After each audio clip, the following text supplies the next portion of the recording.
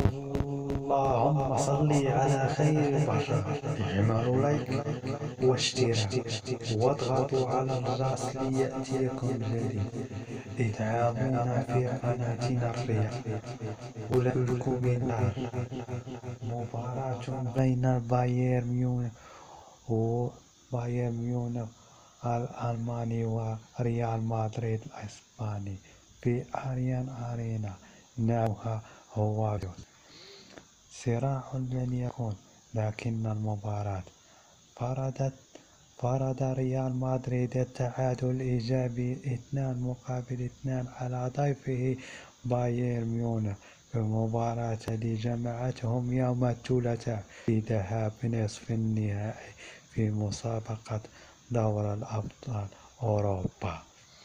هكذا كانت العناوين. فبدأ الصراع، دخل الريال ودخلت بايرن. الريال خارج ملعبه، افتتح فينيسيوس جونيور باب التسديد للنادي الملكي بحلول دقيقة 24 ليرد البايرن في غضون. لكن هكذا العناوين. سجل فينيسيوس من تمريرة حاسمة من كروس، لكن بدأت الصراع وبدأت العناوين كلها تصارع. لونين كما العادة كان لاعبا وكان حارسا وكان دفاعيا. انتهى الشوط الأول فانتهت بانتصار ريال مدريد. دخلت البايرن ودخلت بالريال ودخلت أمام جماهير. بدأت العناوين وبدأت الجماهير تنتظر الرد من أجل كل شيء. بدأ البايرن فتغيرت عناوينه وتغير البايرن كما تغيرت أسماؤه، لأنه لا يعرف الاستسلام. تغير فاستقى واستاق بكل ما لديه.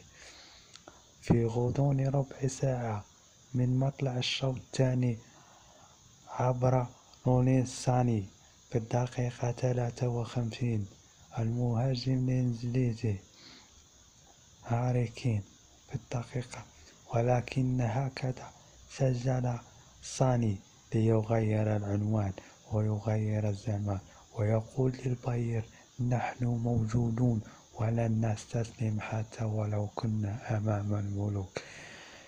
هكذا سجل ساني فأفرح جماهير البايرن بالتعادل.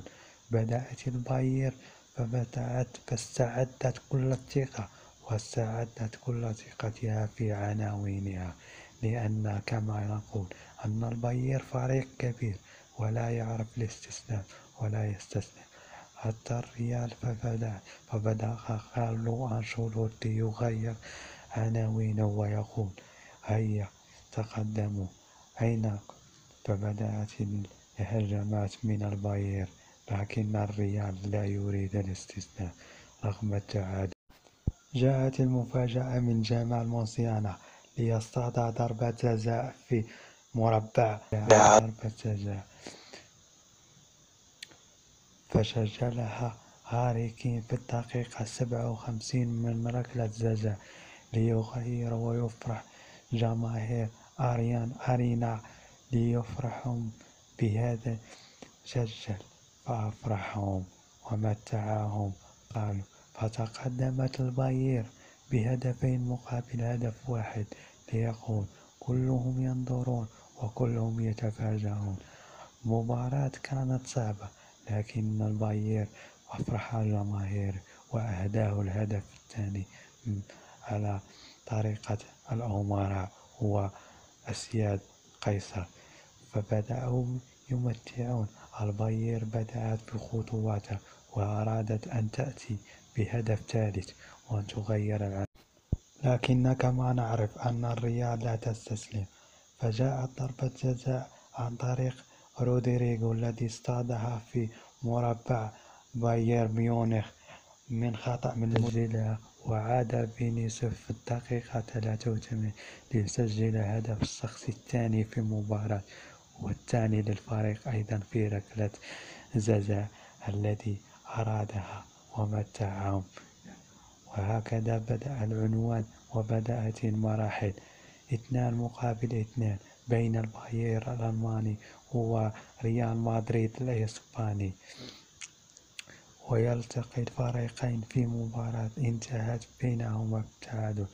ويلتقي الفريقين في مباراة الإياب الأربعاء المقبل في ملعب سانتياغو برنابيو في العاصمة ريال مدريد لتحديد متأهل إلى النهائي. اعملوا لايك واشتراك واضغطوا على الجرس ليأتيكم الجديد. ادعمونا في قناتنا الرياض واكتبوا لنا في الكومنتات. دمتم في رعاية الله وإلى اللقاء.